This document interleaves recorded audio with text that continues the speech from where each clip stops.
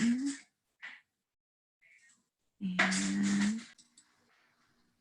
welcome everybody. Thank you so much. We're so excited about the turnout. This is awesome. So we're going to be making you guys co-hosts, just so you know, don't be surprised. And then in the chat, just to warm us all up here, if you guys wouldn't mind giving us your thoughts on how are rubrics used and also who uses rubrics, we would appreciate it.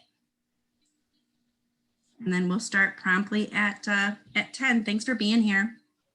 We've got quite a few people, so it's kind of exciting. And we have a mix of, we have elementary, we have secondary. So we have representation from all of our schools, which is awesome. So thank you, thank you, thank you. So don't be surprised. We're going to be making you, this is highly participatory. And because it's highly participatory, we are going to need to make all of you co-hosts. So don't be surprised if you're made a co-host. It's not a mistake. And then while we're waiting for everyone to load in, if you wouldn't mind sharing with us your thoughts in the chat about how rubrics are used and who uses rubrics. And we'll get started right at 10. Wonderful to see everybody today. It's great.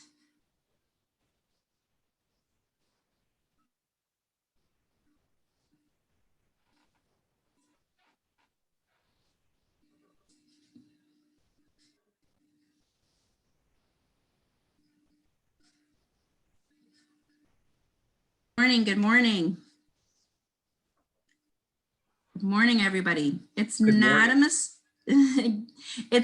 mistake that we are making you guys co-hosts.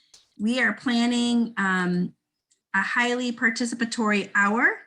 And so to make that flow smoothly, we need to make all of you guys co-hosts so that in those breakout rooms, you can share what you need to share. And so don't be surprised if you're made a co-host. And then also, we would love it if in the chat, just to sort of warm up here a little bit, if you could tell us how you believe, your thoughts on how rubrics are used, and then also who uses rubrics, we would like that.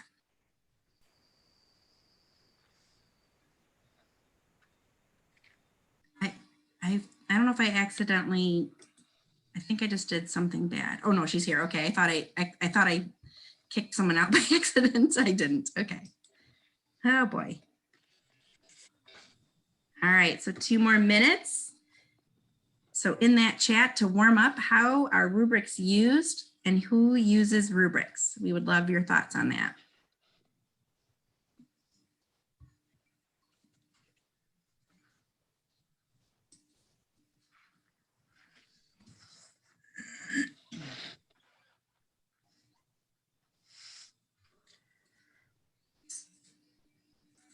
Good morning, everyone. Good morning. This is wonderful. We're so excited to have all of these participants. This is so great.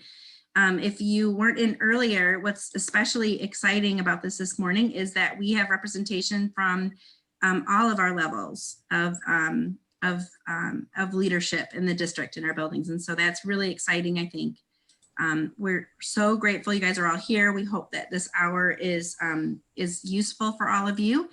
It's definitely going to be participatory. And so in order to be participatory, we're going to be actually making all of you co-hosts.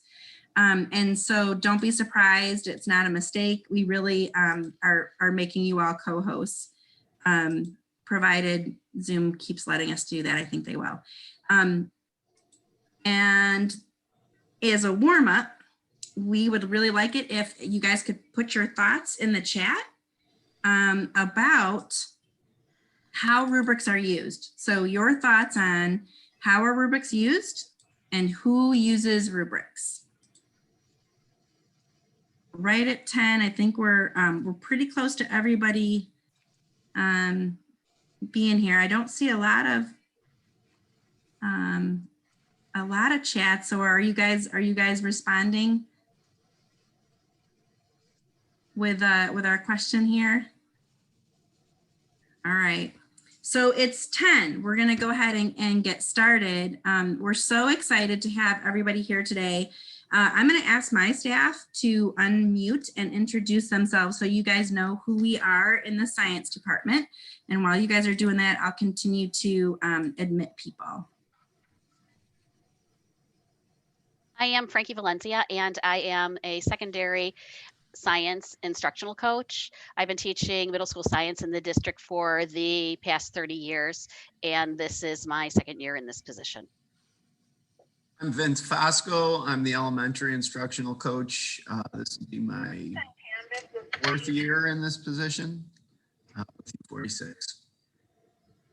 And I'm Peggy Hernandez, and I've been in the district for on my 31st year here. And I taught middle school science for a long time, some elementary, and now I'm the planetarium teacher director. And I've been doing that for about 10 years. And I've been on the science district curriculum committee for about 25, along with Frankie.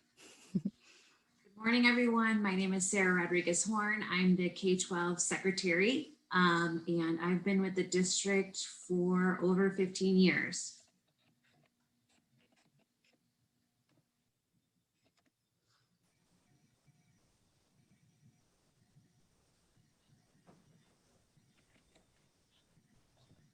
Deb, I think we lost you, or you're muted. I am so nervous. I'm going to be that person today. Yeah, sorry, I was muted. Okay, we are so excited that you guys are here. I'm Deb McMullen.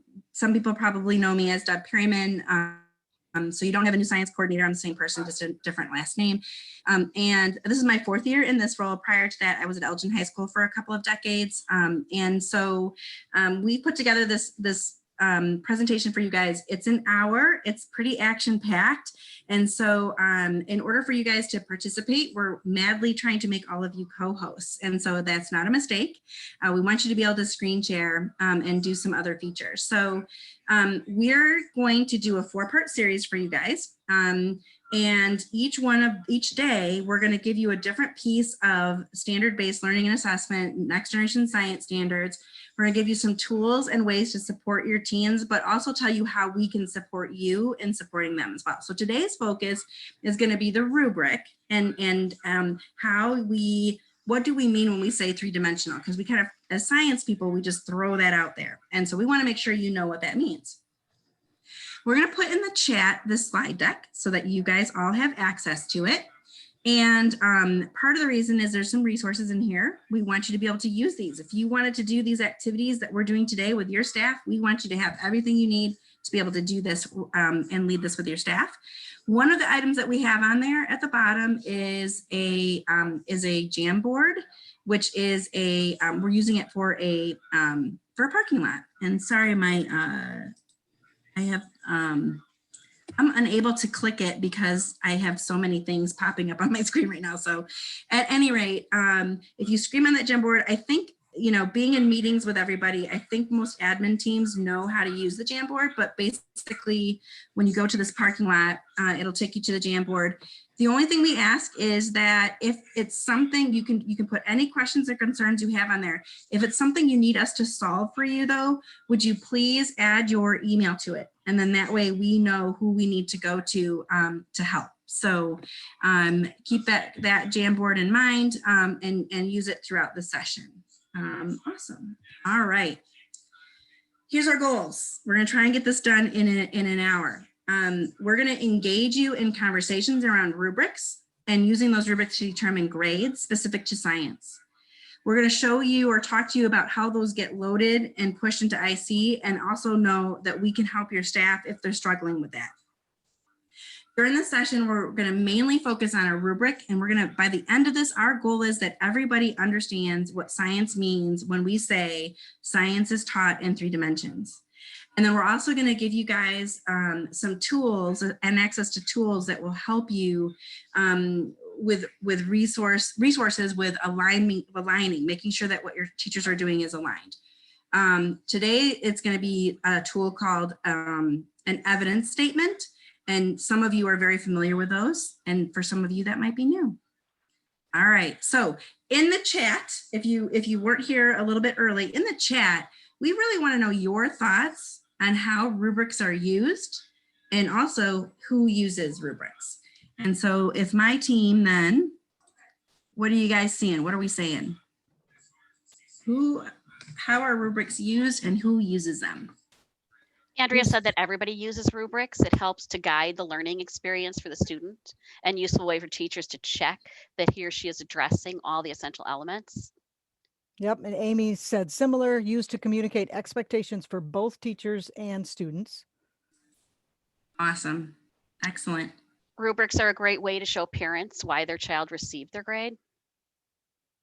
Help teachers to monitor student learning. Create consistency, align to standards. Can be used to introduce the assignment and the expectations. I love it. I love it. Any To give other student ones? feedback for student feedback.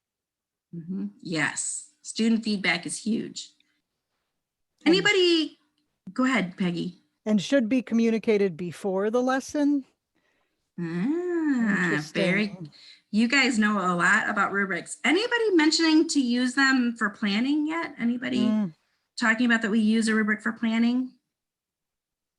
I think that falls into the to use it for the lesson. I think I did see that. I'm scrolling through. Not only feedback. Awesome. Well, you guys know a lot about rubrics, and that's really good. That's going to help out. What we want to do then today is show you how our science standards are different than some of the other curricular areas, and that some of the tools that maybe teachers are using to create rubrics won't work in science because our standards are three-dimensional. So we're gonna kind of talk to you guys about that and help support you in that way. So one of the first things that sorry, I keep getting these pop-ups and then it makes it hard for me. Okay. Come on, computer. Oh, come on. Okay, there we go. All right. We want to give you guys some reminders about standard-based learning that's specific to science. So one of the things, and we work with your teachers all the time. We're working really hard to develop a trusting relationship with your teachers so that they come to us, that they're willing to come to us and in a way that they're not going to be, chastised or evaluated, or that they can come to us and really trust us to answer their questions and help them feel supported. And so in that process of us developing those relationships with your teachers, one of the things that we're finding is that they're creating more than one rubric.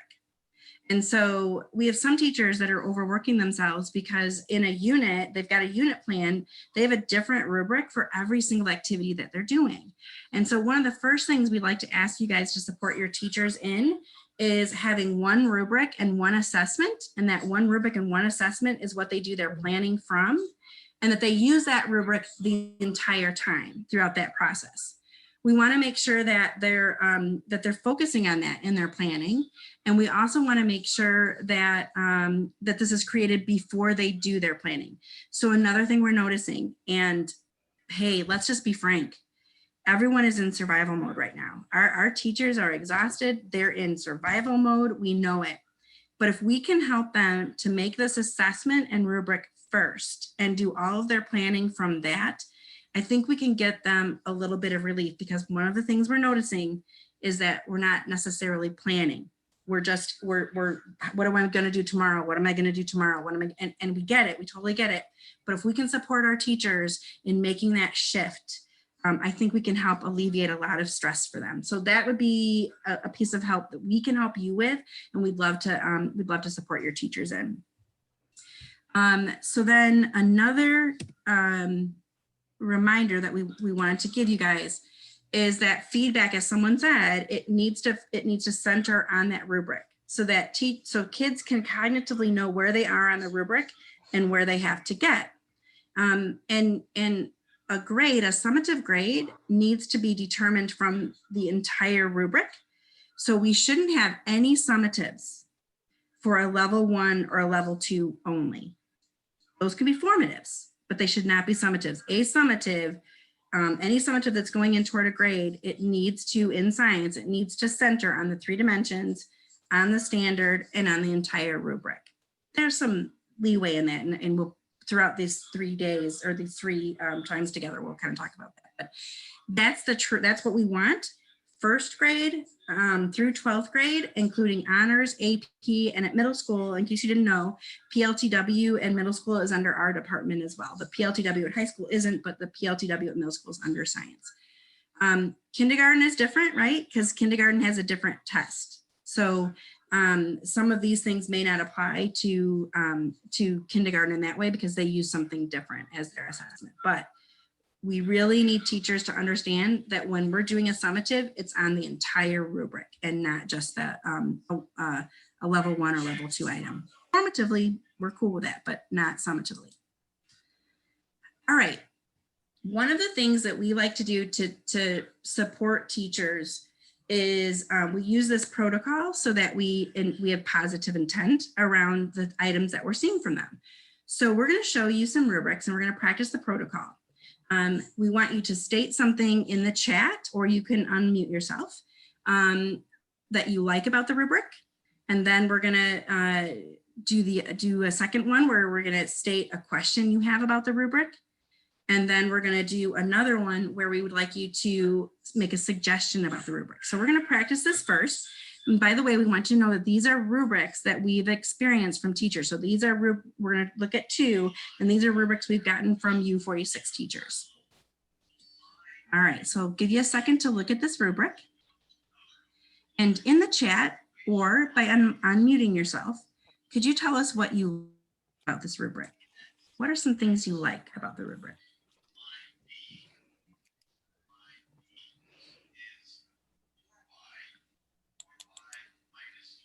What are some things you like about this rubric?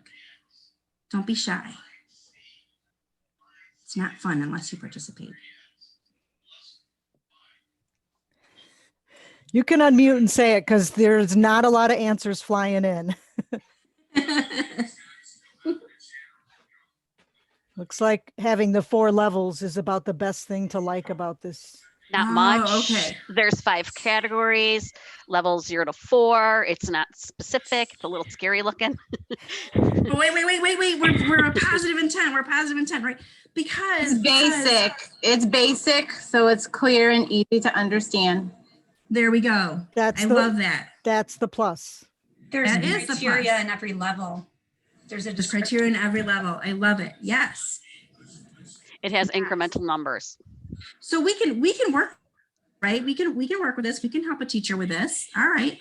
Perfect. So what questions do you guys have about this rubric? What questions do we have about this rubric? What does are meet? all the requirements? What does the requirement mean, right? I'm What does thinking meets mean? yeah, What's the what does- goal of the rubric? Ah, Are there examples provided at each level? What's the standard? all right. Yeah. Is it written, Yeah. oral, group, individual? What does well mean? Yeah. What does well mean? Why is it quantitative? Yeah, I love that. All right, so then let's talk about suggestions. What suggestions might you have for this teacher with these rubrics? With this rubric, sorry. The requirements are listed or detailed in the rubric itself. It's not a separate document. Okay, so let's put it all there so the kid can see it. Why? I didn't see who did that. I feel like it was it. I'm sorry. I'm trying to. I recognize the voice. I think I know who it was, but you know, why is that important? Why do we want to make sure that? It was Andrea Erickson from Century. I thought it was Andrea. It's an important one-stop shop. You know, we're not hunting it down for another piece, especially if we're giving it to the students. When we're giving it to the students in advance, it's something they have easy access to, and this is the assignment, these are the expectations. And then also it was mentioned earlier about parent communication as well. Yeah, I think a really important question to ask, I loved all of that, Andrea. I think a really important question to ask our teachers is, how does a kid know how to get from a 1 to a 2? You know, does your rubric really help a kid understand, I'm at the 1, first of all, this is where I am, metacognitively, I know, but how do I get to that next level? And if we can help teachers design their rubrics in that way, I think actually they're going to get a lot less parent pushback. I think they're going to get a lot less student pushback. And I think just that is a stress reliever. Any other suggestions out there for these rubrics? For this rubric, sorry. There was a question that asked, how is this, like, once it's improved, how is it shared with students? I love that. That's a really important point. And you know what? I want to piggyback it on a comment. I also saw that a rubric should be made with student voice. And I'm not sure that meant created with the kids or worded in wording that relates to the students and their level and where they're at, so that the students can take it home to their parents and show them and be able to explain what they mean. Yeah. They're all connected. So I did make that comment. I think that it's important for students to be involved in the rubric making process, provided they understand what the requirements are going to be. But also it needs to be in a language that the students clearly understand and can actually relate that to other students or parents or whomever is involved with looking Okay, at that. stay unmuted. I have a follow-up question for you. If the teacher made the rubric and they've got the rubric, so they've got the ceiling and the floor and the rubric, could the kids design the assessment? Well, that would then show that the rubric is a strong enough rubric if they can design the assessment from it, right? So then they can actually individualize the assessment based on their interests, as long as it follows that rubric. So absolutely. Yeah. As a teacher, in my experience, I found that I used to do that all the time. I'd have the rubric made, and then we would have a discussion about what does the assessment look like. Sometimes it meant I had to teach some of the material, like we had to experience the material first. But I found that they very often made an assessment much tougher than I would have done. You know, much more creative, much more vigorous, you know, and really challenge themselves. So that might be a really great way to work with a teacher, you know, to really bring that voice and choice into what kids are learning into the assessment as well. So I love that. You guys are really good at this. So I have another one for us to look at, or I should say my team, we have another one for you guys to look at. So something you like about the rubric, a question you have, or a suggestion for the rubric. So I'll let you read it.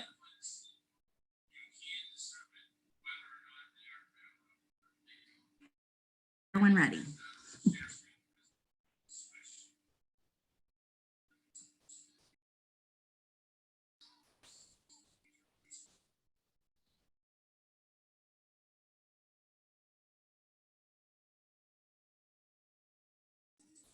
So what do you like about it? You can do It's this in any organized. order.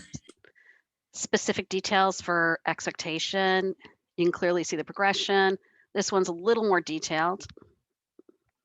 Clearly see the depth of knowledge, easy to read, expectations, simple yet gives details. Bloom's taxonomy.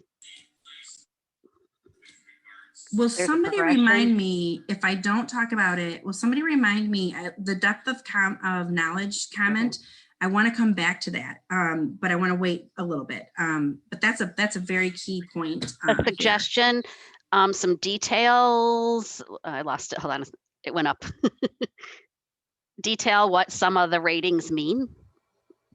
It doesn't seem student friendly. I agree. That goes back to the previous comment. Do students really understand the? Need to have more detail about what successful means, what skill is the rubric referencing, not clear to students, specific skills to be demonstrated. What is a skill or knowledge that's expected? Great questions, right? Really great questions. You guys did a really good job with this. So what we want to do is show you using the same, and we're going to show you a model rubric. And you know what? Just because we made it doesn't mean it's perfect. We can use these same questions for our model our rubric that we're going to show you. And we need to do that. We need to be okay with asking these questions about the items that we're putting forward, or at least I hope we all feel comfortable with that. Here's a generalized rubric. So when we're working with our teachers to create a science rubric, we think of the level 1 as the most basic information. We tend to think of it as your rote memory. So this is the floor, right? This is what we think a student needs to know in order to advance to the rubric. The 2 is typically going to be relationships, or where students are making connections between things. The 3 is always the standard, and the 4 is a situation where the student has to apply the standard in a new situation. And although today we're just going to focus on the 3 dimensions of a rubric just to help you identify those 3 dimensions, as we progress through the next couple of sessions, we hope that we show you assessments and a unit plan that help you see what this progression would look like. So you may not get to that today, but over the next couple of days, we will get to that. Here's a challenge with our standards. Our standards for science, first of all, is the test. So if our standard says develop and use a model to demonstrate cause and effect of some chemical reaction, that's what the performance task has to look like. So that's the first thing. Our standard is the test. It's the assessment. The other thing is it's 3 dimensions. And because it's 3-dimensional, it's really hard to use the depth of knowledge. It's very hard. So whenever you use those automated, like our teachers use those automated, rubric makers, they struggle with them because your science and engineering practice might be at a different DOK than the content, than the cross-cutting concept. And so just be mindful of that. The depth of knowledge, sometimes that becomes something that you bring in later as you're trying to make the assessment. But when you're trying to make that rubric, it can be hard to just start off right away with that depth of knowledge because it's a 3-dimensional standard. So your teachers might struggle with that a little bit.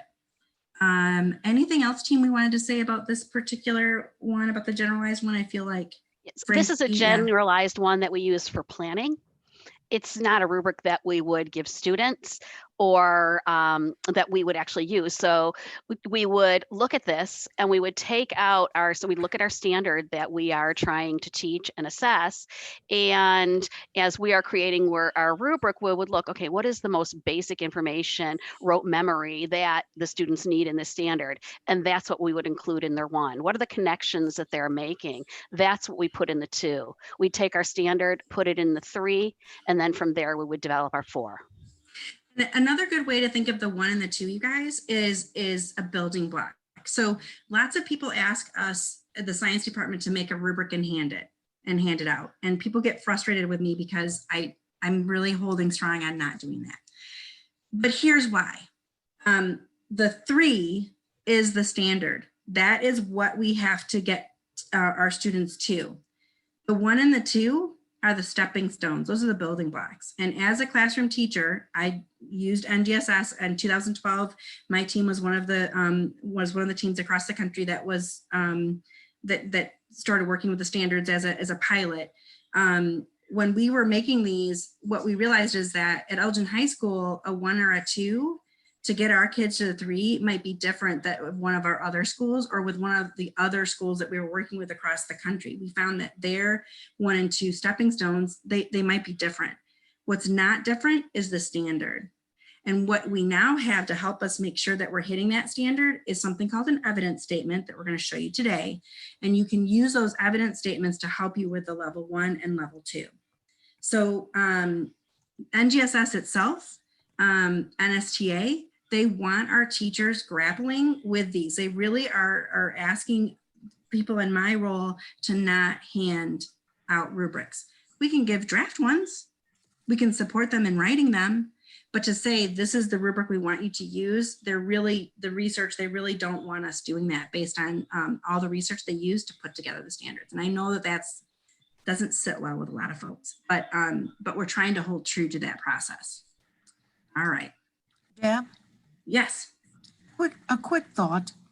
I was one of the other comments about the DOK, and I was just wondering, wouldn't it be great to, when we're creating rubrics for students, for them to have embedded and intertwined understanding what DOK means. So going from one level to another, because they do overlap. So your level 1 recalling, it certainly overlaps with level 2 skill concept, which overlaps with strategic thinking. That's 3 and 4, ultimately extended thinking. So when I mentioned DOK, I was talking about some kind of way, have it standard driven, of course, but somewhere let it be embedded so they're always reminded of where they're going. Awesome. There's Awesome. understanding. This is why I'm so glad you brought this, Teresa, because I'm sorry, Dr. Winters. I forgot to mention. That's a compliment. That's a compliment. I'm striving to get there, but not yet. Oh, I thought you were Dr. Winters. No, not yet, but thank you. I'll receive it. We're practicing. Well, you're a doctor in my book. Okay, so I'm so glad you because that's a point I forgot to mention. The other thing about the rubric is a teacher should be teaching from the rubric from day one, so that students have an understanding of each of those levels and can metacognitively see where they are in it. So a mistake I made when I took this role was that I focused on the science. I focused on the 3 dimensions, but I focused more on standard-based learning.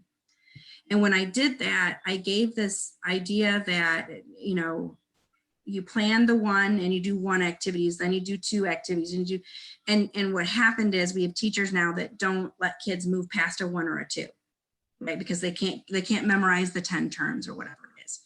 So now we're trying to backstep and help our teachers understand that what we're trying to do is get kids to explain scientific phenomenon. And we're using the rubric to help them metacognitively see where they are. So you're exactly right. In that rubric, if we're teaching the rubric and we're getting kids to understand the scientific phenomenon they're trying to explain, we're going to incorporate those steps that you speak of.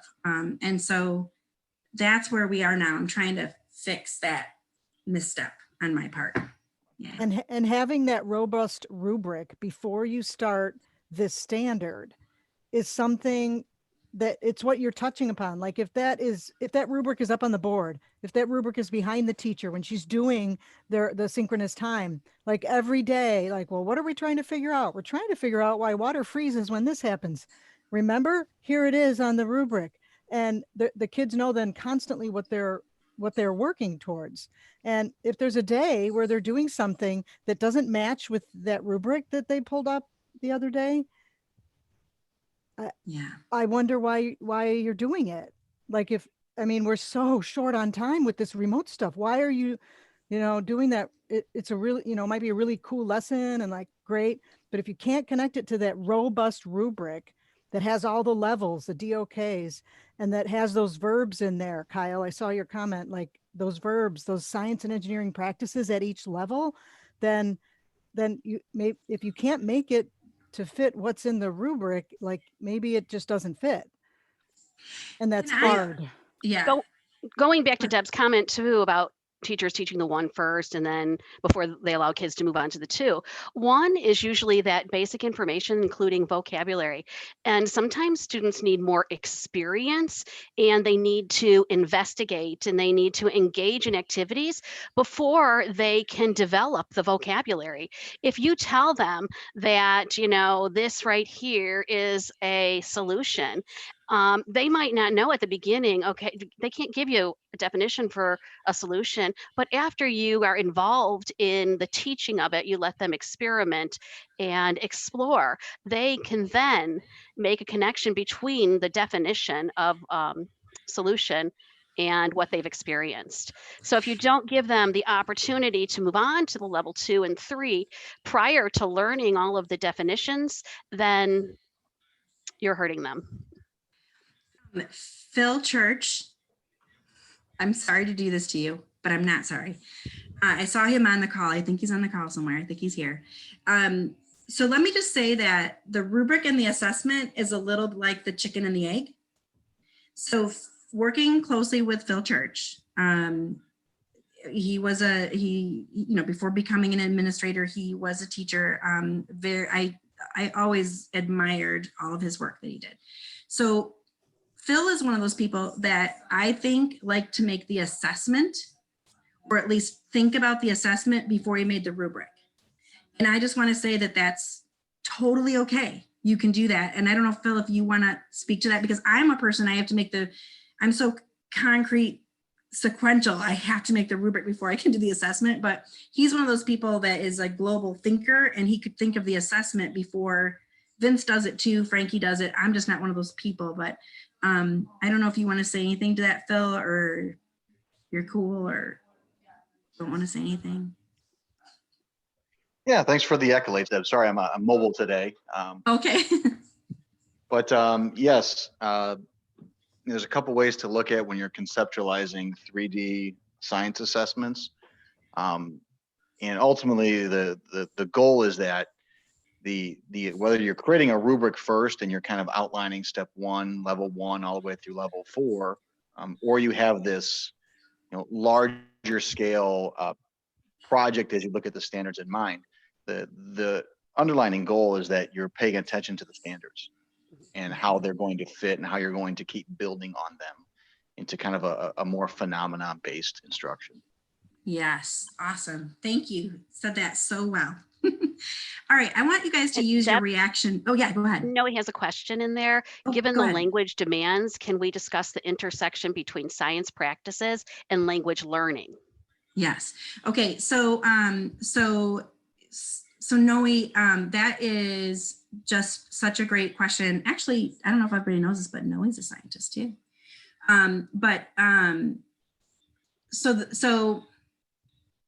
So Amy and Genji and I went to Santa Fe, New Mexico for the dual language conference, the big conference that they have. And she and I went to a couple of sessions where they were specific to science and math and language. And what we saw in those, what the research that's emerging is, one of the things we have to give kids is, as Frankie said, experience in the words, like in the vocabulary. And so I feel like there's this whole thing between like, do we front load vocab or do we build understanding of vocab? I'm not a dual language expert. I'm not an ELL, a second language learner expert. But there's kind of conflicting research right now. Some people in science and math are saying you front load the language. I think that's the research that has been up until this point, but now there's emerging research that's saying that you allow kids to experience and build their understanding of language as they're experiencing the scientific phenomenon. Now, I don't know if this conflict is because, we just started doing this in 2014, this 3-dimensional learning, but I think it's something to keep an eye on. And I think my advice is for each teacher to do what works best for them. If you want to front load language, of course, there's research that says that's the best thing to do, but also being mindful of the fact that if kids are experiencing some of these science terms, they may get later acquisition, of that language. So I don't know if I answered your question well enough, Noe. Thanks for entertaining that. I guess what an opportunity we have to embed some of those language objectives within a lot of these practices that we have. This opportunity, if we would just say, let's just focus on content standards and not language standards, because I think that would really speaks to the equity work we're doing, right? That I don't want my ELs just to be focusing on building vocabulary. I want them to be engaged in the work, you know what I mean? Yes, which is one concern I had, Noe, about, or we found about my missteps as your science coordinator, going from a classroom to this role of now, I'm trying to support all these teachers. That was a misstep I made. I got people thinking that we do the 1, then we do the 2, and there were probably a lot of kids, shame on me, because I gave that leadership. We probably have a lot of kids that never got past the 1 or the 2 because those are kids that struggle with it, and they needed that 3 experience to get those words, to get that vocab and that concept. So that's a mistake I made. I feel terrible about it. But I think the way to address it is to really build these rubrics and ask ourselves, can my kids get there? Because you know, that's the other thing that we experienced when I first came here was people saying, you know, you'd read the standard as written and you'd say, my kids can't, right? They throw their hands up, my kids can't. And that's something that just, if you know me, you know, that just upsets me. So, because that means we're not going to even give the chance, right? But if we work with teachers, we have them build it down, whether they're making the assessment first and the rubric second or the other way around. Once they have that written and they've really done this work of building those 1 and 2 benchmark steps of how they're going to get there, by the end of that process, our teachers are saying, my kids can get there. And so I get chills when I really think about so many more kids are going to have access to science because we're doing this in 3 dimensions. There's a whole appendix that I can send out. I hadn't thought about that, but I will send you guys the equity appendix that comes from NGSS. It's magical. I will also, there's a couple of really great podcasts that I'll include in that if you guys want to read that around language in science and around equity in science. And I will send those out because you're right, that's a big goal that we all have. And Deb, Dustin was piggybacking off Noe's comment in reference to self-contained classrooms and understanding vocabulary, and the IEPs, the students with IEPs, the rubrics may become overwhelming. And what I want to mention to that is we tell teachers that the 3 is the standard. And the teachers then develop the 1 and the 2 based on their students to support their students. A 1 and a 2 might look different in one classroom than it does in another. For your students with IEP, that teacher with experience in building rubrics and working with those students is able to then take a look at what the 3 is and come up with steps that student needs to take for the 1 and the 2. And they can, maybe it's a vocab list, right? Maybe they've made a model of the vocabulary and they're allowed to use it on the final assessment. All of those things are wonderful. Those are the kinds of things we should be doing. Deb, Teresa says a student should say, where do I fit in? And that's something that we want to constantly ask students. They should have the rubric and they should be using it. And after a lesson, okay, guys, where do you fit in? What do you need in order to get to the level 3? Yeah.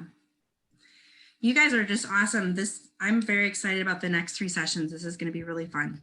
Deb, if I could touch on some of these comments, teachers in the early implementer committee that have been working on these common assessments, if you were to look at a lot of these common assessments, they would answer a lot of these questions. Just how students who get overwhelmed by the rubric may just, even if you can't understand the rubric, can't do the rubric, if you look at the assessments that's been written by the teachers, the kids will grasp the understanding as they carry through the assessment.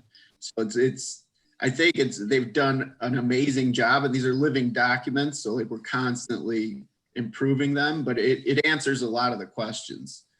Yeah, and we'll be looking at assessment and our next session next week. And so maybe some of those questions, when you get to see an assessment for the standard we're working on right now, maybe that will help a little bit with that.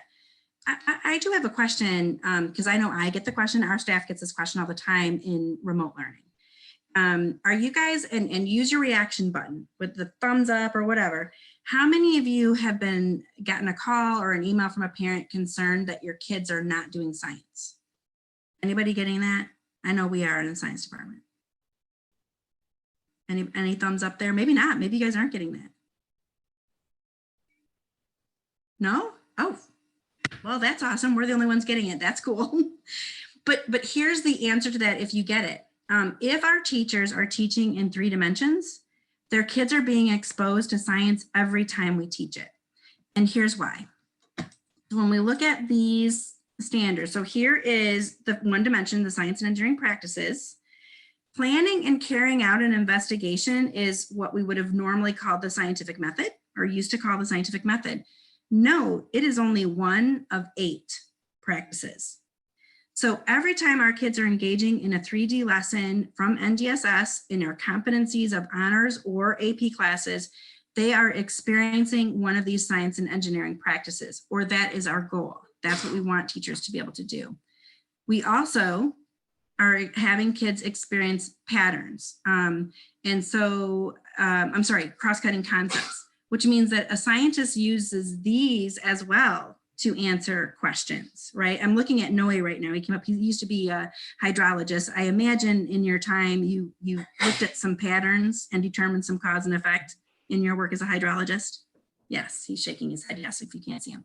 And I see them all the time in astronomy. And that's the whole point of the cross-cutting concepts, is that as the kids are cementing their understanding of the topics, they're able to find cross-cutting concepts between the structure of an atom and the structure of our solar system, that there's a parallel there, or the life cycle of a star and the life cycle of a plant, that there's matching concepts that go across all subject areas in science, all the disciplines.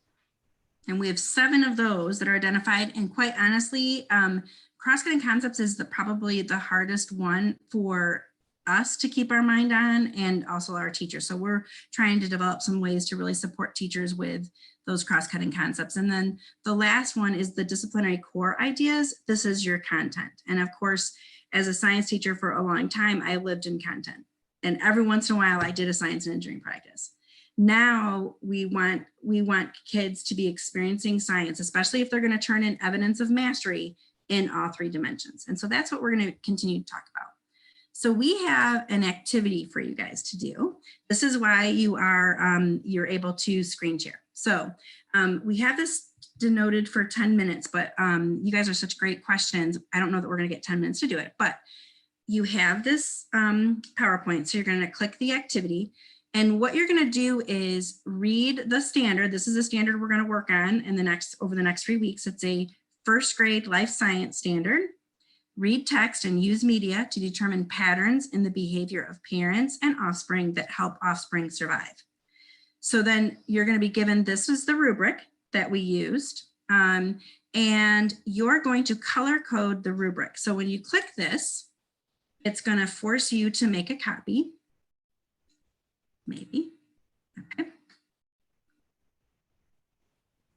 And then we're going to put you in breakout rooms. And so one person will share their screen, and the rest of you will then think about the rubric that you have, this draft rubric that we have, and we would like you to color code the wording in the rubric according to the science and engineering practice, the DCI, which is the disciplinary core idea, and also cross-cutting.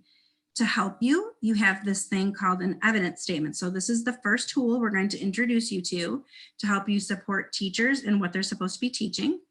And an evidence statement gives you the standard. It also very often gives you a clarification statement, and it might even give you a boundary of what you're not supposed to assess. It then gives you detail about science and engineering, disciplinary core, cross-cutting. So maybe you're seeing why we're color coding the way we color code. And then the bottom part, it tells you what the student has to do to hit the 3. So this is what we mean by using this tool. A student would have to show evidence of all of these things to meet the standard of the 3.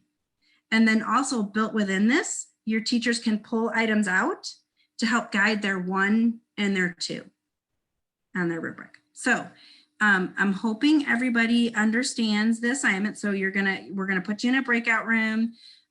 You are going to make a copy of this activity. And in your activity, you guys are going to color code as a team, and then we'll pull you back together. Unfortunately, I can't give you 10 minutes. So how about if I give you 6 minutes? Think that'll work? All right. So there are 60 of you, which is just amazing. I'm going to do 10, how about if I do 12 rooms? I'm going to do automatically. All right, here you go.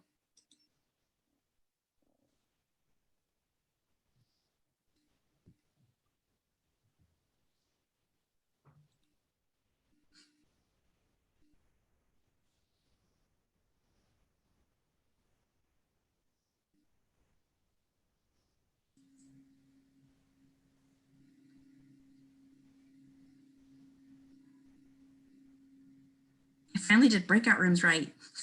It's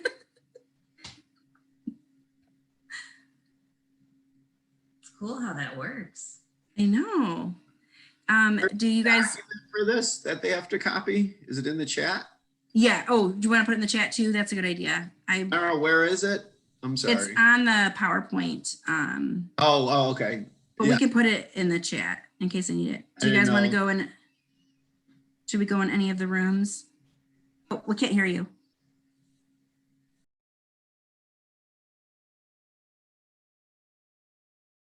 Turned out it was okay. At least one person could screen share. I don't know why I'm muted, it says. Am I really muted? No? Okay.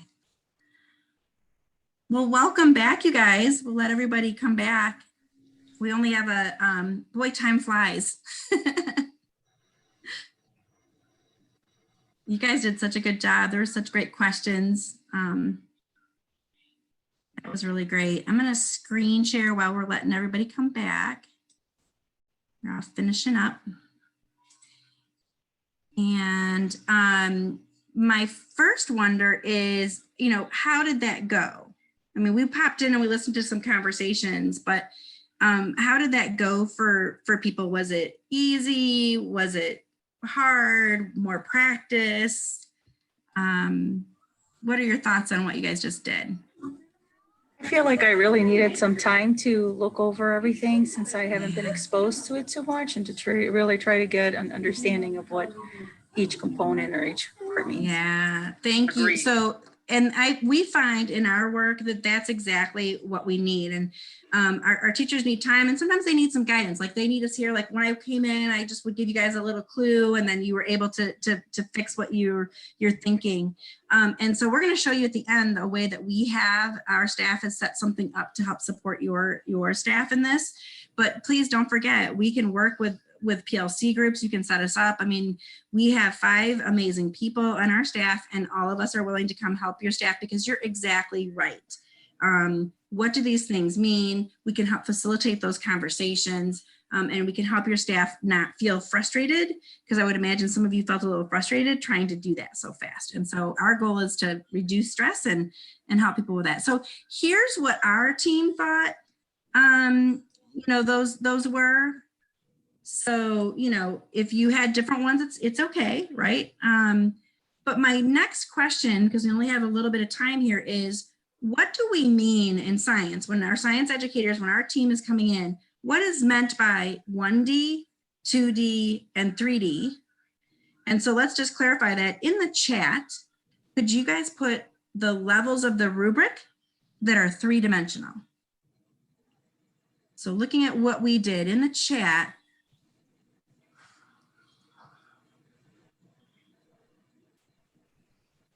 Three and Got 4. it. Everybody's saying 3 and Got 4. it. We're good to go. Mhm. Awesome, perfect. Okay, so now here's what I want to tell you guys. We want to push our teachers to always be teaching and to be teaching in 2 dimension. 2 and 3 dimension is where we want to be. What I'm not saying is you could never be 1-dimensional, right? Never assess 1-dimensional, never assess 2-dimensional summatively, only 3-dimensional. There might be times when we want to teach in 1 dimension. So Noe had talked a little bit about vocabulary. It might be that we've got to teach some vocabulary, and that's 1-dimensional. But we want our teachers and our kids to be living in 2-dimensional and 3-dimensional. And so hopefully now everybody knows that that's what we mean when we say that. We just want to make sure everybody's got that. So then we have already said this, right? So we don't want to do a summative assessment for a level 1 and level 2. Is there anybody that has a question about that or a concern about that? Are we okay? Okay. And we can always follow up. All right, we're going to put in the chat an exit slip for you.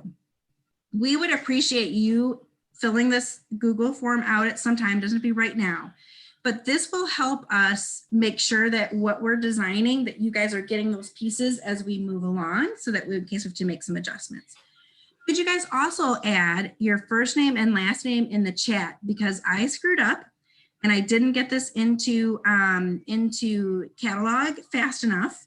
And we want to make sure that we have everybody's name so everybody gets their CPDU. So if you would please do that, I would greatly appreciate it. We also as a team want you to know that we are adjusting everything we do to be 3-dimensional. The STEM Expo is going to take place. It's going to be virtual on March 20th. If you'd like us to come talk to your classes, let us know. We have a presentation. We can come in, get all the kids excited about doing an activity.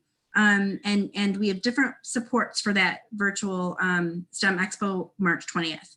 The National Biodiversity Teach-In is going to take place again this year. We're working with the scientists to ask them which science and engineering practices and which cross-cutting concepts they use to solve problems. So we're also making that three-dimensional. The last thing I want to mention, and I'm so sorry because we're right on time, and I'm going to end up going over with this a little bit because then Sarah's also going to talk to you about the CPDU. But we had mentioned that we can support your staff.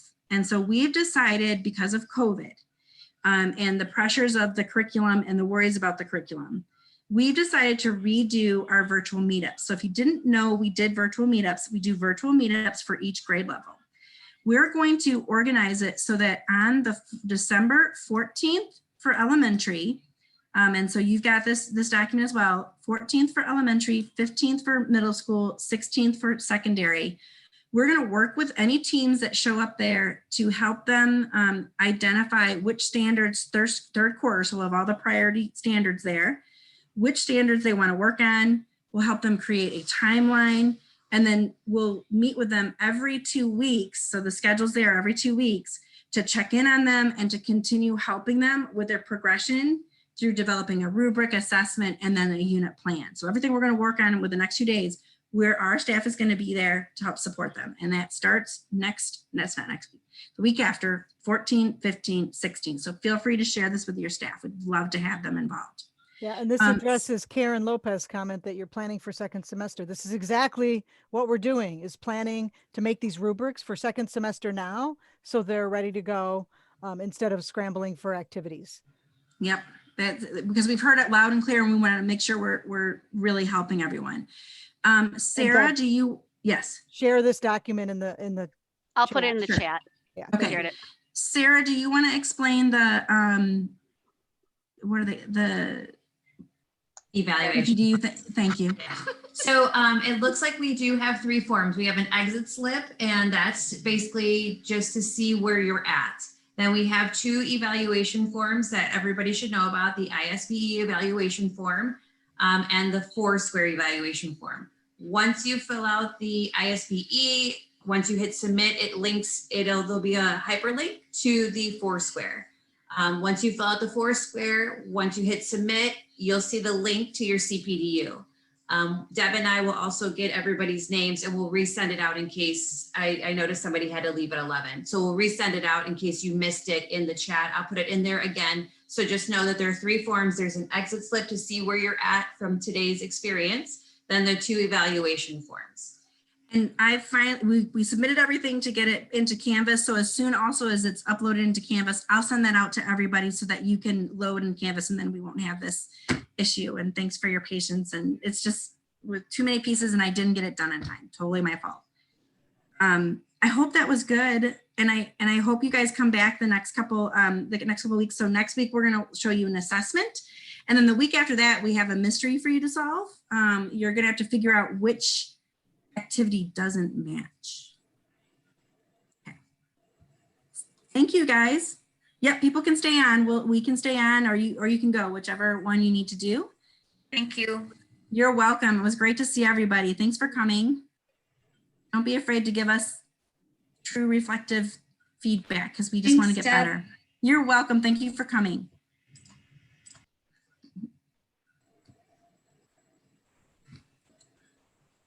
Hey Deb, it's Lori Brandis. Yes. So our school has not participated in the Science Expo necessarily before, but I do have a teacher assistant who has been actually running like a 4-H club here, and so it's been really cool. And actually, they went to state or through the county, and then to the state and placed. So it's been kind of cool. But is there, because I know that there were some virtual things to Expo that's coming up, but I did not participate in any of those. So sure, we have them recorded. So Okay. I can give you, we have flyers that we made that have some resources. We have the recordings uploaded on YouTube. I can send those to you. We have a Okay. presentation, so our whole staff or one of us could come and do a presentation. We've set Okay. up this year that you could be an individual participant, you can be in a team, or a whole class. So a Okay. class could submit a project. And then we have the registration forms ready to go. We can mentor teams. What am I missing, guys? Yeah. So So would lots you, of ways to help you. It's yeah, yeah, it's going to be virtual. right. So, and it's more of a PowerPoint thing that the kids will go into different breakout rooms and present. And it's a template pre-made with the questions the kids will just put their answers in and they'll use that template. They can even record it if they feel super uncomfortable presenting on Zoom. They have to be there, but they can just hit play and have everybody watch their video. And we're asking them to focus on an NGSS component, like a cross-cutting concept or a specific science engineering practice. It does not have to be an experiment. It can be, and I like to use this, an investigational observation, maybe of like Jupiter and Saturn that are going to be practically touching on December 21st. And the teacher can do that as a whole group, and they can fill out the form as a whole group, and that can be their classes like expo presentation. So it's super flexible, and it can be more simplistic or more complex, however the group or the student or the teacher decides to do it. And also, so everybody knows, they don't have to be a U46 student. They just have to live within the boundaries. So they could go to a private school. They could, go to EMSA, wherever it is. It's open to anybody that lives within our boundaries. And on that same vein, they can have a third grade friend in a school down the street, and the 2 third graders could actually do, or it doesn't even have to be the same grade. Like they can have a friend or a cousin that lives on the other side of the district, and the 2 of them could actually do a science fair project and present it together. And the webinar, they can send the link to, so if they have relatives in another country, they could send it there and they could come see the presentation too. So Do you think, that opens a lot of doors. Would there be a way, or maybe you already have it, like if it's like this information that you guys are talking about, it's like in a Google folder that could be shared out with, well, myself and or at principals in case we want to try to. Yeah, absolutely. Yeah, absolutely. And I'll send you, and I'm going to send one to Teresa too, because I know she's interested. Does everybody want us to send you, that's on right now, do you want us to send you guys the STEM Expo stuff? Or do you guys have other concerns? Okay, so let me get everybody's name here now, Teresa. Just a quick reminder, the event is not a judged event. However, we do have community folks that come in and kind of help me with the words, team. They're thinking partners. Yeah. Engage the kids with questions at the end of their presentation as if they were judges. Yes. But there's no judgment on them at all. It's to get them to do some kind of science. Okay. All right, good. Thank you. Yes, no problem. And thanks for sending that, because it's on my radar, but like way up. Yeah. So it sounds like By they already Jupiter. have a project. Yeah. It sounds like they already have a project, so they could do that as a whole team or individuals, whichever they want to do. Yeah. All right, good. All right. Well, thank you guys. No, our pleasure. Is there Right. anybody else that has a question or a concern? Go ahead, Laura. I have a quick question. I know we were focusing on like the 4-point rubrics, and I'm wondering what our stance as a district is on the single-point rubrics. Oh, go ahead, Frankie.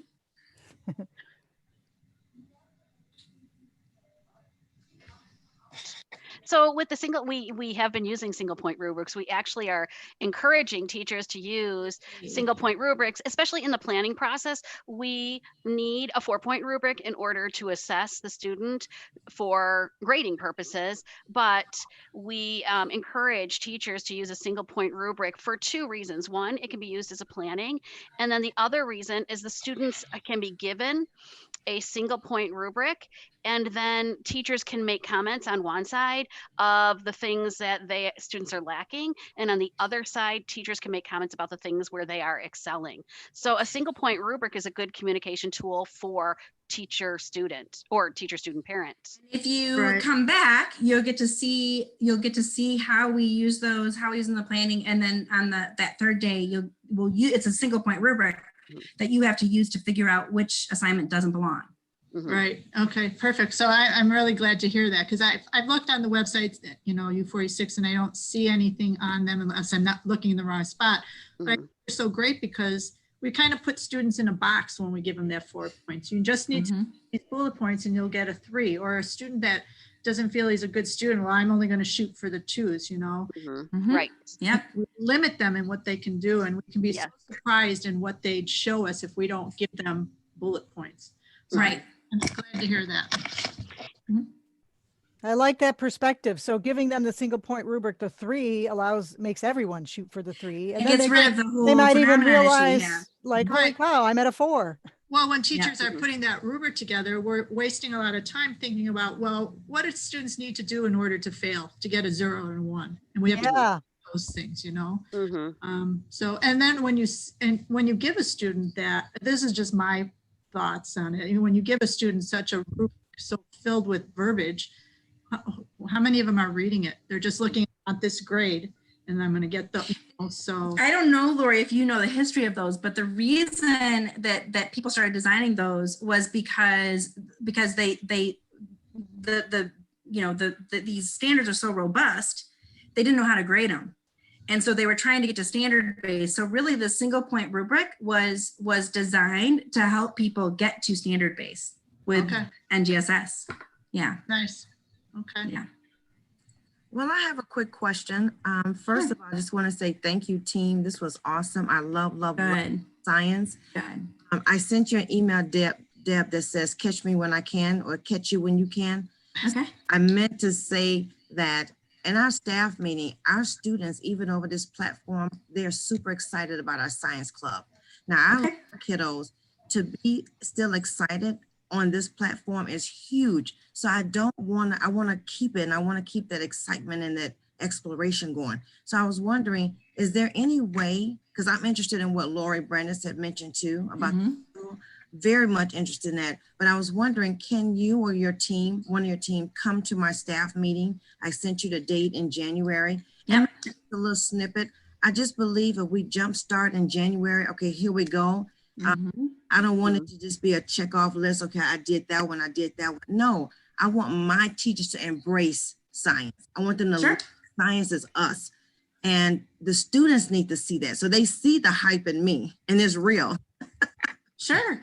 Yeah, I want to, yes, of course. We'll get that on our schedule. And then how about if we do a little back and forth so we make sure that we are delivering the message you want? I want to make sure, Absolutely. like, do you want us talking about what we talked about today, or do you more STEM Expo, or so I'll check in with you and we'll make sure we're delivering the right message. Okay, because I don't want them to be afraid of it. When you look at the rules, when you look at standard, it is robust. It is a lot. But if you look at it from a different lens, you know what I'm saying? Hey, don't forget to invite your staff to our virtual meetups, right? So the planning is going to take place in December. We're going to help them plan, and then we're going to be there for them every 2 weeks to meet and see how they're doing. And we can then schedule in, Vince and Frankie go into PLC meetings all the time. Peggy has a ton of stuff to offer, especially for those earth and space science. We've changed everything, and she's got amazing standard stuff and is working with common assessments and that kind of thing. So I think we have a lot to offer. Expo date Well, thank you. What's the expo date again, Deb? March 20th. March 20th. Okay, so if we meet in January, that'll give them more than enough time to. Yes. Perfect. Especially since the STEM Expo can be about a part of the process. It doesn't have to be a regional science fair project that we're going to go on to state and all that. It's like, it's a part of it. It doesn't have to be a whole full entire, all the steps included. We just want kids talking about science and being excited about it. That's it. That's it. That's our goal. Yep. That's our goal. And getting people to understand that science is 3-dimensional. That's our other goal. And that it's all around us. if, I don't know if you're on Facebook, but we have a Facebook page. Okay. And I haven't been able to do it because I'm quarantined right now. But I walk to work. And so I have this thing where I call it on my walk to work. And on my walk to work, I challenge myself to find a scientific phenomenon. And I describe the scientific phenomenon. I make a question, and then I talk about which dimensions it works on. And we have those, we've been, Sarah's been kind enough to be putting those together. So we have them available on the website for thinking. But the idea is just to get the whole community thinking about science is everywhere around us. And hopefully we're springboarding some ideas for teachers, for parents, for these projects to be thinking about, you know, what are some scientific phenomena we can be explaining in class. That's great. Yep, and they're all everyday things. It's awesome. Each one of them could be used as a STEM Expo project. How do we? And- Thank you. Thank you, Yeah. everyone. Have a You're nice welcome. day. Good to see Nice you. weekend. Thank you. You're You welcome. too. I forgot it's Friday. Yeah. Anything else we can do? How are you doing, Laura? Laura? You need any help? How are you doing? Does she hear us? She might be working on something. Yeah, and doesn't know she's up. Multitasking. Are you Yeah. multitasking, Laura? Are you there? Don't forget your recording.